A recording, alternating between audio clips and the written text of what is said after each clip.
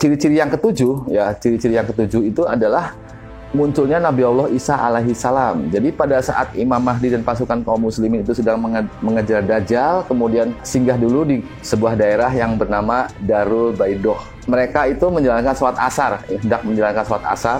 Kemudian pada saat itu tiba-tiba muncul turun dari langit itu Nabi Allah Isa alaihi salam itu tiba-tiba turun dari langit dengan berpegangan kepada sayap-sayap malaikat. Jadi sayap-sayap malaikat itu sayapnya memang sangat banyak, seperti burung yang besar. Nabi Allah Isa alaihissalam itu berpegangan kepada sayap-sayap malaikat. Nabi Allah Isa itu turun ke bumi, ke tempat tersebut. Ciri-cirinya itu pada saat itu rambut Nabi Allah Isa alaihissalam itu basah. Wallahu alam, apakah basah itu mungkin karena melewati awan, ya? Apakah di sana itu mungkin karena hujan barangkali, atau mungkin ada awan mendung sehingga membuat rambut Nabi Allah Isa alaihissalam ini basah. Kemudian Nabi Allah Isa bergabung dengan rombongan Imam Mahdi dan pasukan kaum muslimin. Kemudian mereka semua bersolat berjamaah. Pimpinan yang tadinya dipegang oleh Imam Mahdi akhirnya diserahkan kepada Nabi Allah Isa alaihissalam, karena yang jelas itu adalah lebih tinggi, ya, derajatnya, karena itu adalah seorang nabi Allah yang memang diturunkan langsung dari langit. Karena Nabi Allah Isa alaihissalam itu tidak pernah wafat, bahkan jasadnya dan juga tubuhnya itu diangkat oleh Allah SWT, dipersiapkan untuk akhir zaman. Jadi Imam Mahdi itu sebagai panglima tempurnya, karena kan segala sesuatu itu strategi pertempuran ataupun yang memimpin pasukan itu adalah Nabi Allah Isa alaihissalam. Pasca turunnya Nabi Allah Isa, maka menyerahkan nampuk kepemimpinannya kepada Nabi Allah Isa alaihissalam. Kemudian rombongan mereka pun, yaitu Nabi Allah Isa alaihissalam bersama Imam Mahdi bersama pasukan kaum muslimin itu berangkat menuju ke daerah Palestina. Kemudian sampai ke sebuah pintu gerbang daerah Babrut namanya. Begitu sampai pintu gerbang daerah Babrut, di sana sudah berada banyak Dajjal, sudah ada Dajjal dan juga para pengikutnya yang sangat banyak. Dajjal karena dia adalah sakti mandraguna dan memang mempunyai kelebihan yang sangat luar biasa, tidak pernah merasa takut kepada pasukan Imam Mahdi. Maka berkatalah Dajjal ini kepada anak buahnya, bukakanlah pintu gerbang, biarkanlah mereka masuk. Kemudian pintu gerbang yang besar itu dibuka oleh Dajjal. Kemudian Dajjal sangat terkejut sekali ketika melihat Nabi Allah Isa alaihissalam ada di pasukan Imam Mahdi. Maka pada saat itu Dajjal mengetahui bahwa ajalnya sudah semakin dekat. Akhirnya dia takut dan kemudian dia lari gitu. Kemudian Nabi Allah Isa alaihissalam entah itu menggunakan mukjizatnya ataupun apa membuat Dajjal ini wafat sehingga meleleh. Entah itu menggunakan ilmu seperti petir atau doa seperti gimana sehingga membuat Dajjal yang mencoba melarikan diri itu akhirnya wafat oleh Nabi Allah Isa alaihissalam dengan meleleh di depan para pengikutnya. Jadi Dajjal itu depan para pengikutnya itu wafat. Setelah wafatnya Dajjal, berarti kan itu kan bukan Tuhan. Pemimpin tertinggi mereka, Tuhan mereka itu telah wafat, maka galau, gundah gulana seluruh pasukan para pengikut Dajjal ini. Para orang-orang Freemason, para orang-orang Illuminati yang mempersiapkan datangnya iblis di akhir zaman ini, mereka galau karena pemimpin mereka itu bisa dikalahkan oleh Nabi Allah Isa alaihissalam. Akhirnya mereka itu berpencar dan memang berlari pontang-panting gitu, bersembunyi. Mereka itu pada bersembunyi di sebuah pegunungan, di sebuah pepohonan. Mereka naik gunung, bersembunyi di sebuah batu. Konon diriwayatkan bahwa batu-batu tersebut, batu itu berkata kepada kaum muslimin bahwa ini ada orang Yahudi bersembunyi di sini. Kemudian pohon itu juga bisa berkata, seolah-olah menunjukkan bahwa ini ada orang bersembunyi di sini, sehingga mereka itu dibuat wafat oleh pasukan kaum muslimin. Jadi orang-orang Yahudi kembali lagi jadi para pengikut Dajjal ini. Kemudian Nabi Allah Isa alaihissalam menjadi pemimpin di muka bumi, ya. Jadi Nabi Allah Isa alaihissalam ini menjadi pemimpin di muka bumi, dan seluruh manusia di muka bumi yang tadinya berbeda keyakinan itu seluruhnya itu bertobat dan akhirnya masuk agama Islam. Jadi Islam itu sudah masuk ke rumah-rumah orang-orang yang memang non-muslim. Semua masuk agama Islam, semua beribadah, semua bisa hidup rukun dan damai. Jadi rukun dan damai di bawah pemerintahan kepemimpinan Nabi Allah Isa alaihissalam. Nabi Allah Isa berdakwah, bertausiah karena dia adalah seorang nabi yang diberikan banyak mukjizat oleh Allah Subhanahu wa taala. Maka pasca dipimpin oleh Nabi Allah Isa alaihissalam itu dunia yang penuh dengan damai, dunia yang penuh dengan kedamaian, dunia yang penuh dengan keindahan, dunia yang penuh dengan orang-orang yang baik, orang-orang yang soleh, orang-orang yang taat beribadah, orang-orang yang jujur, orang-orang yang dermawan, orang-orang yang membantu sesama, tidak ada kezoliman, tidak ada pencuri, tidak ada penjahat. Semuanya itu hidup dengan rukun dan damai selama 40 tahun. Bumi atau dunia ini dipimpin oleh Nabi Allah Isa alaihissalam. Kemudian setelah 40 tahun Allah berfirman kepada Nabi Allah Isa alaihissalam, setelah 40 tahun dunia penuh dengan kedamaian dan penuh dengan keindahan, penuh dengan cinta dan kasih sayang. Setelah itu kemudian Allah berfirman kepada Nabi Allah Isa alaihissalam bahwa Aku akan mengeluarkan hambaku yang tidak ada seorang pun bisa mengalahkannya, termasuk engkau wahai Isa. Itu begitulah Allah berfirman kepada Nabi Allah Isa alaihissalam. Maka pada saat itu Allah menurunkan Ya'juj dan Ma'juj. Jadi tanda-tanda akhir zaman yang ke-8 itu adalah kemunculannya Ya'juj dan Ma'juj. Ya'juj dan Ma'juj itu adalah keturunan dari Nabi Allah Adam alaihissalam. Dari sisi gelapnya itu yang memang pada zaman itu adalah Ya'juj dan Ma'juj itu dikurung oleh Zulkarnain, ya, oleh Raja Zulkarnain. Raja Zulkarnain ini memiliki perdana menteri bernama Nabi Allah Khidir alaihissalam. Pada saat itu Raja Zulkarnain diberikan keistimewaan oleh Allah SWT berupa mungkin karomahnya, barangkali kalau dia seorang wali mampu mengalahkan Ya'juj dan Ma'juj, sehingga Ya'juj dan Ma'juj itu dikurung ke dalam sebuah gunung yang terbuat dari besi. Jadi pada zaman itu ditutuplah besi tersebut, dan pada zaman itu Raja Zulkarnain akhirnya mencari air kehidupan bersama perdana menterinya yaitu Nabi Allah Khidir. Pada saat ke daerah yang begitu gelap, Allah rupanya berkehendak lain. Allah rupanya lebih menginginkan air kehidupan itu diminum oleh Nabi Allah Khidir alaihissalam, sehingga Nabi Allah Khidir diberikan petunjuk oleh Allah sehingga mampu meminum air kehidupan tersebut, sementara Raja Zulkarnain tidak diperkenankan untuk meminum air tersebut. Sehingga setelah meminum air kehidupan tersebut, maka Nabi Allah Khidir alaihissalam itu hidupnya abadi sampai akhir zaman. Sehingga banyak yang meriwayatkan bahwa ketika orang bertemu dengan Nabi Khidir, maka karena Nabi Khidir sampai saat sekarang masih hidup. Wallahu a'lam bishawab. Kemudian kembali lagi kepada kisah Ya'juj dan Ma'juj turun ke muka bumi, diturunkan oleh Allah, kembali dimunculkan. Itu ciri-ciri Ya'juj dan Ma'juj itu adalah matanya sipit, bola matanya besar, kemudian rambutnya keriting. Jadi bentuknya itu seperti manusia. Dan itu jumlah Ya'juj dan Ma'juj pada saat itu sangat banyak sekali jumlahnya. Itu mereka itu bisa berkembang biak dan bisa beranak pinak itu dengan sangat-sangat cepat gitu. Bahkan konon mereka tidak bisa wafat sebelum bisa melahirkan 1000 orang anak. Jadi ketika Ya'juj dan Ma'juj ini hendak wafat, maka dia tidak akan bisa wafat sebelum dia bisa melahirkan 1000 orang. 1000 orang Ya'juj dan Ma'juj lagi baru dia bisa wafat. Tidak akan bisa wafat.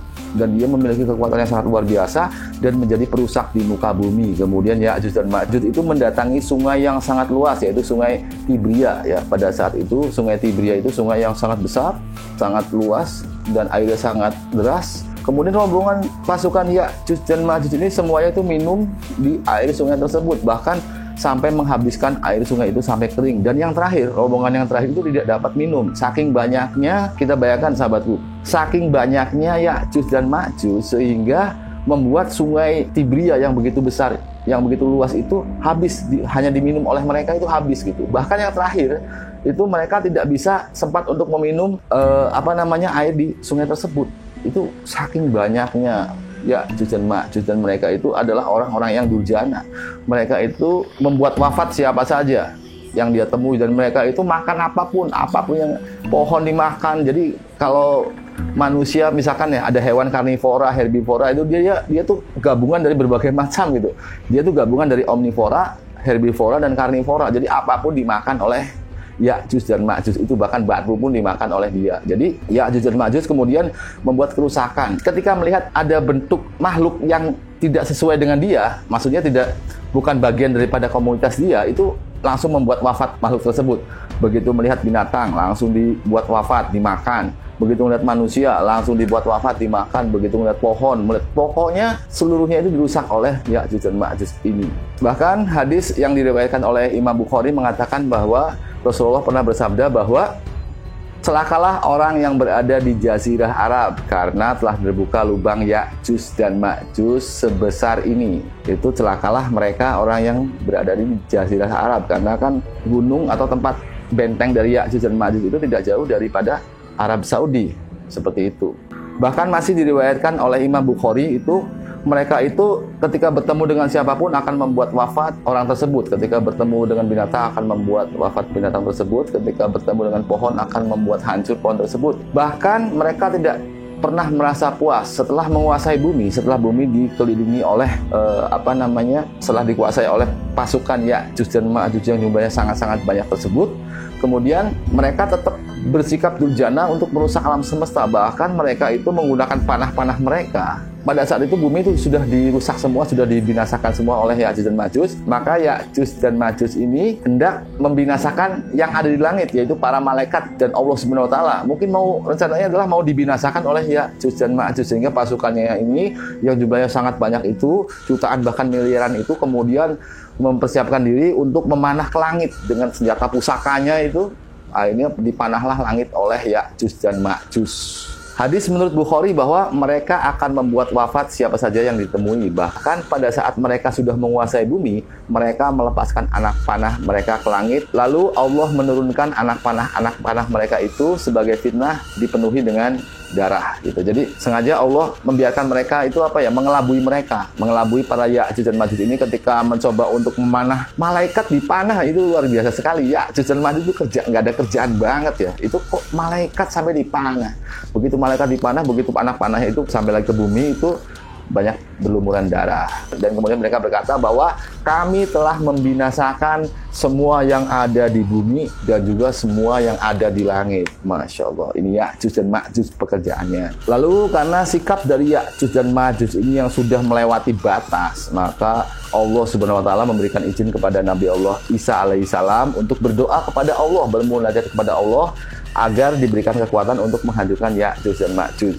Kemudian Nabi Allah Isa alaihissalam berdoa, bermunajat kepada Allah Subhanahu wa taala, memohon pertolongan Allah Subhanahu wa taala agar Allah Subhanahu wa taala menurunkan kekuatan untuk bisa menghancurkan Ya'juj dan Ma'juj pada saat itu, karena memang bumi sudah dikuasai oleh Ya'juj dan Ma'juj yang mereka adalah selalu bersikap durjana dan angkara murka gitu, merajalela di muka bumi ini. Dan Allah mengabulkan doa Nabi Allah Isa alaihissalam. Allah menurunkan serangga ya, sejenis serangga atau lintah yang bentuknya kecil. Allah itu menurunkan serangga atau lintah yang bentuknya kecil untuk menghabisi atau menghancurkan pasukan Ya'juj dan Ma'juj. Jadi satu serangga, satu lintah itu untuk satu orang Ya'juj dan Ma'juj. Allah menurunkan hama berupa serangga yang turun ke muka bumi, dan satu serangga itu masuk ke dalam tubuh Ya'juj dan Ma'juj, menggerogoti tubuh Ya'juj dan Ma'juj, membuat Ya'juj dan Ma'juj wafat. Satu Ya'juj dan Ma'juj, satu serangga. Serangga entah itu lintah yang bentuknya seperti serangga lah. Bentuknya ada yang mengatakan itu seperti cacing, ada yang mengatakan seperti serangga. Wallahu a'lam bishawab. Yang jelas satu orang, satu serangga yang akhirnya membuat pasukan Ya'juj dan Ma'juj dalam waktu yang sangat singkat tuh mereka bertumbangan, berguguran di muka bumi ini. Mereka yang merasa bisa menaklukkan alam semesta, mereka yang merasa bisa membuat wafat para malaikat dan Allah Subhanahu wa taala, maka Allah memberikan azab kepada mereka. Para Ya'juj dan Ma'juj itu akhirnya bisa dibinasakan di muka bumi ini, para pelaku durjana tersebut. Setelah musnahnya seluruh pasukan Ya'juj dan Ma'juj, kemudian kembali bumi itu dipimpin oleh Nabi Allah Isa alaihissalam, penuh dengan kedamaian, penuh dengan kebaikan, penuh dengan kebajikan. Kembali dunia atau bumi ini penuh dengan kedamaian gitu, kesejahteraan. Kembali memeluk agama Islam, seluruhnya beragama Islam, seluruhnya menggunakan ajaran agama tauhid. Kemudian hukum yang diterapkan pada saat itu adalah hukum Islam, yaitu sebuah hukum yang dibawa oleh Nabi Allah Muhammad SAW, yang diteruskan ajarannya oleh Nabi Allah Isa alaihissalam. Karena pada saat itu di akhir zaman Nabi Allah Isa diturunkan ke muka bumi untuk menjalankan syariat-syariat agama yang dibawa oleh Nabi Allah Muhammad SAW. Setelah dunia kembali diliputi kedamaian, kemudian akhirnya Nabi Allah Isa alaihissalam wafat. Pasca wafatnya Nabi Allah Isa alaihissalam, kemudian bumi itu kembali murtad. Mereka itu, orang-orang itu kembali kepada sikapnya yang durjana. Mereka itu kembali kepada sifatnya yang penuh dengan angkara murka, penuh dengan ketamakan, penuh dengan keserakahan, penuh dengan kezoliman lah, penuh dengan kemunafikan, sehingga mereka bersifat kufur kembali. Yang tadinya itu memeluk agama Islam, akhirnya mereka itu bersifat kufur kembali dan bertindak semaunya, sehingga kezoliman pun akhirnya muncul lagi di muka bumi pasca wafatnya Nabi Allah Isa alaihissalam. Kemudian ciri-ciri hari akhir yang ke-9, ke-10, dan ke-11 itu bersamaan ya. Ketiganya itu waktunya bersamaan. Jadi yang ke-9 itu adalah amblasnya bumi di bagian timur, kemudian yang 10 itu adalah amblasnya bumi di bagian barat, dan yang ke-11 itu amblasnya bumi di Jazirah Arab. Sehingga membuat bumi ini dalam keadaan yang memang galau. Pasca ditinggalkan oleh Nabi Allah alaihissalam, banyak para pelaku durjana. Kemudian ciri-ciri akhir zaman yang ke-12 itu adalah keluarnya api dari perut bumi kota Aden ya. Kota Aden itu adalah kota yang berada di daerah Yaman. Jadi nanti di daerah Yaman itu akan keluar api dari perut bumi daerah Yaman, yaitu di kota Aden ini. Dan konon api itu bentuknya sangat besar. Api itu sangat besar, bahkan seluruh orang yang di muka bumi bisa melihat api tersebut. Kita bayangkan bagaimana besarnya, dan api itu sangat panas sehingga membuat perjalanan mereka itu terhambat, sehingga membuat mereka itu tidak bisa melakukan perjalanan, transportasi udara terganggu, bumi dalam keadaan galau, gundah gulana, karena api itu sangat besar sekali dan membuat susah untuk menempuh perjalanan yang jauh. Kemudian kota Mekah itu sudah jarang dikunjungi lagi oleh orang itu kembali kepada individu mereka masing-masing, sehingga masih pada tanda-tanda hari akhir itu muncullah orang yang bentuk betisnya kecil ya. Jadi ciri-ciri yang disampaikan oleh Nabi Allah Muhammad SAW itu adalah orang tersebut itu betisnya kecil, kemudian merusak Ka'bah. Jadi orang itu mengambil Ka'bah batunya satu-satu sampai dengan rata dengan tanah. Orang tersebut itu datang ke Ka'bah, kemudian menghancurkan Ka'bah dengan mencabut batunya satu persatu sampai Ka'bah itu rata dengan tanah. Bahkan kata Rasulullah SAW, saya sekarang sedang diperlihatkan oleh Allah Subhanahu Wa Taala bagaimana orang tersebut itu mencabut batu-batu dari Ka'bah satu persatu hingga rata dengan tanah. Gambarannya Allah memberikan mukjizat itu kepada Nabi Allah Muhammad SAW, seperti ada bentuk televisi yang melihat dengan detail ciri-cirinya seperti apa, bagaimana gitu untuk memprediksi masa depan, dan itu adalah bentuk sebuah kebenaran dari yang datangnya dari Allah Subhanahu Wa Taala.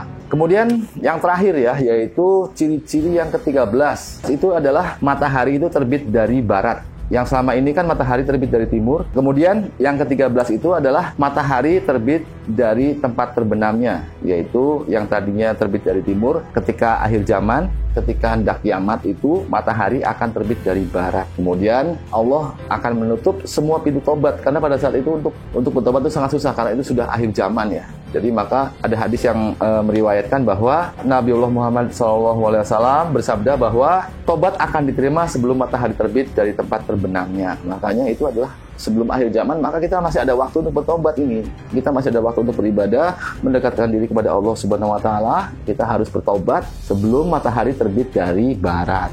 Setelah itu baru ditiupkanlah sangkakala. Sangkakala itu adalah trompet di mana bumi akan dihancurkan. Setelah semua diwafatkan, itu konon itu banyak yang meriwayatkan bahwa ada orang yang terakhir hidup di muka bumi. Jadi ada orang yang terakhir hidup di muka bumi itu, orang tersebut itu adalah seorang penggembala domba dari kabilah Madinah atau dari daerah Madinah. Ketika dia sedang mengembala domba, kemudian dombanya entah kemana, kemudian dia sedang memasuki kota Madinah, dan dia merasa keheranan begitu melihat kok ini kota ini begitu sepi. Kota itu kok begitu nggak ada orang sama sekali, karena semua orang sudah dibuat wafat oleh Allah Subhanahu Wa Taala. Baru terakhir begitu dia menginjakkan kakinya di Madinah, baru datanglah malaikat maut dan membuat wafat orang yang hidup terakhir ini. Jadi kita nggak tahu namanya siapa ya. Kalau kita mau hidup sampai akhir zaman ya berarti mungkin kita harus menjadi penggembala domba dulu di sana. Karena memang kita ada hadisnya seperti itu. Para sahabatku, hikmah yang bisa saya sampaikan itu adalah yang pertama itu hari akhir itu pasti akan datang. Ciri-ciri itu pasti akan datang. Ciri-ciri yang disampaikan oleh Nabi Allah Muhammad SAW itu pasti akan datang. Cuma waktunya itu kita tidak pernah tahu, dan kita tidak bijak jika menyebutkan waktunya. Misalkan besok tanggal sekian, karena itu adalah ranah kewenangan Gusti Allah Subhanahu Wa Taala. Dan satu lagi, kita tidak perlu takut dan tidak perlu khawatir. Karena tadi makanan orang beriman itu adalah zikrullah, makanan orang beriman itu adalah doa, makanan orang beriman itu adalah ridho dari Allah Subhanahu Wa Taala. Ada hakikat, ada syariat. Hakikatnya semua karena Gusti Allah. Jadi kita nggak usah takut nanti pada tanggal 15 Ramadan itu bakal akan turun dukhon, sehingga kita mempersiapkan menimbun harta dari sekarang, kita menimbun makanan dari sekarang, kita bersikap serakah sehingga makanan yang banyak itu kita simpan dalam gudang, jadi seolah-olah kita bakal bisa hidup selamanya. Itu saya rasa tidak bijak, dan kita tidak perlu khawatir sahabatku. Kita tinggal berdoa kepada Allah, tinggal berzikir kepada Allah. Hakikatnya yang memberikan kenyang itu adalah Gusti Allah, syariatnya melalui makanan. Ada juga hakikatnya itu yang memberikan kenyang itu adalah Gusti Allah, syariatnya melalui berzikir. Wallahu a'lam bishawab, hanya Allah yang Maha tahu, dan itu bukan hal yang tidak mungkin karena termaktub juga dalam hadis Nabi Allah Muhammad SAW pernah bersabda demikian. Mungkin demikian saja hikmah yang bisa saya sampaikan dalam kesempatan kali ini. Semoga kita semua bisa mengambil pelajaran dari bagaimana dahsyatnya ciri-ciri hari akhir atau kiamat ini. Semoga kita semua itu diberikan hidayah ya, agar kita bisa bertobat. Kita sudah saatnya untuk mendekatkan diri kepada Allah Subhanahu wa taala, karena tanda-tanda yang disebutkan tadi sudah ada pada zaman sekarang. Seperti sungai Eufrat sudah mulai mengering. Sekarang ini kita sudah saatnya untuk bertobat kepada Allah Subhanahu wa taala. Kita ambil positifnya saja, tidak perlu takut, tidak perlu khawatir, tapi jangan pernah kita merasa lalai ya. Jangan pernah kita lalai gitu. Karena jangan sampai kita berpikiran bahwa kita akan hidup 1000 tahun lagi sehingga kita harus mengumpulkan banyak harta, kita menimbun makanan di dalam gudang. Saya rasa ya kita kalau mau untuk persiapannya secukupnya, tidak perlu berlebihan. Bukankah di dalam Islam sendiri itu sesuatu yang berlebihan itu tidak baik? Mungkin demikian saja. Akhirul kalam, wabillahi taufiq wal hidayah. Wassalamualaikum warahmatullahi wabarakatuh.